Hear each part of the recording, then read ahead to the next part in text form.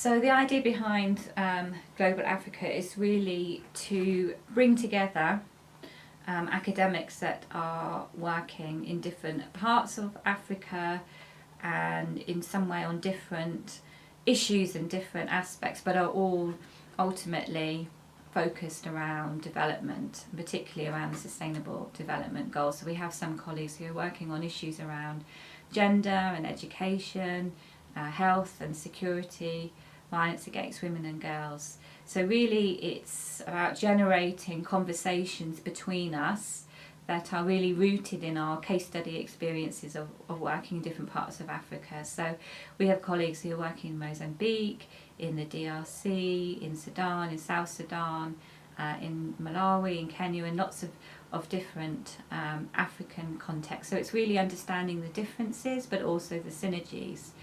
And the global element of all of that is really, well, two strands to it. Understanding the impact of global development goals, so the sustainability goals, which really represent a global drive to try and eradicate poverty in Africa as a particular focus of that, with some of the most poorest nations in the whole world being in the African continent. So the second element of that is to understand Africa's place in this increasingly interconnected world, and really to understand the prominence of certain African and countries and the development that's really being nurtured across Africa in more of a sort of grassroots way, and to look at the challenges or the clashes that might come out of that in terms of the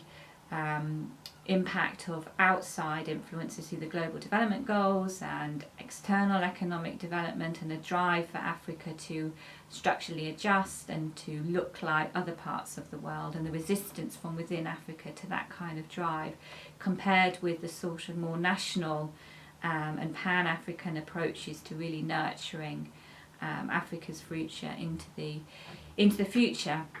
Having said that, of course, Africa is not some kind of homogenous entity, and it's incredibly diverse, and that's really by bringing colleagues together and through this project we've been able to really have some dynamic and exciting conversations about those differences and pull out some lessons. It's important to pull out learning opportunities from our various case studies. So examples of access to justice programs that might have worked in one context, is it possible that they could also work in a different, in a new African context? So it's really also about building an evidence base that supports the drive from within African countries to really move forward in a way that supports their own goals. And is this initiative very much based upon the researchers at University of Portsmouth, or in what ways could others engage with those who are involved? So the principal members of Global Africa at this moment are the University of Portsmouth, but we are all involved in external projects that involve colleagues from different higher education institutes, but also from consultancy firms to large development agencies. So the idea is that it becomes a vehicle that really grows a network of committed practitioners and scholars who are working in different ways to really drive forward with development activities in different parts of the African continent. Thank you. And the website that we've set up and that we're now launching is called Gender in Global Africa. So is there a gender aspect across the board with this? So gender's everywhere. So gender's a really important lens through which to think about development, to understand the problems on the ground, but also to measure impact. So that's why we've put gender really at the forefront of the title in the blog, to just almost remind ourselves that that really is at the heart of the analysis and the framing of the research and the thinking that we're doing. So projects that I'm involved in South Sudan, I'm looking at gender mainstreaming across DFID's Harris, so humanitarian relief programming in South Sudan. So looking at how gender is informing or not informing the way in which programs are put together, and how it could be more comprehensively embedded into design and implementation.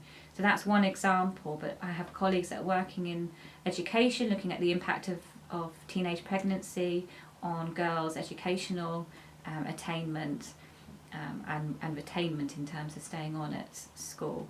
I've got colleagues who are working in global Africa, looking at women's health, maternal and child nutrition is one important topic that a colleague is looking at in the context of Malawi. So all of us in some way have got this focus on gender, which really drives the way that we think about development issues on the ground. You mentioned the Harris Project, and I was just going to ask if you personally are involved in a lot of projects that are focused in Africa and that fall under the Global Africa agenda. Yeah, so I've spoken about South Sudan, but I'm also involved in a project in Sudan, which is looking at female genital mutilation and thinking about different entry points in terms of really ending FGM. So I have a couple of PhD students who are AFAD University for Women in Khartoum, and they're looking in different ways at mindset change. So they're looking at what might be the triggers to shift somebody from endorsing and continuing with FGM to really challenging it. So they're looking at household levels, at family dynamics, the relationships between men and women and across generations to really try and get some insights into what might work. So how programming should position itself to really be as effective as possible. So those are the two main African projects that I'm working on at the moment, but I have also worked on projects in Rwanda looking at the one-stop centre approach to responding to gender-based violence. So centres that encase everything from legal advocacy to medical support to psychological support.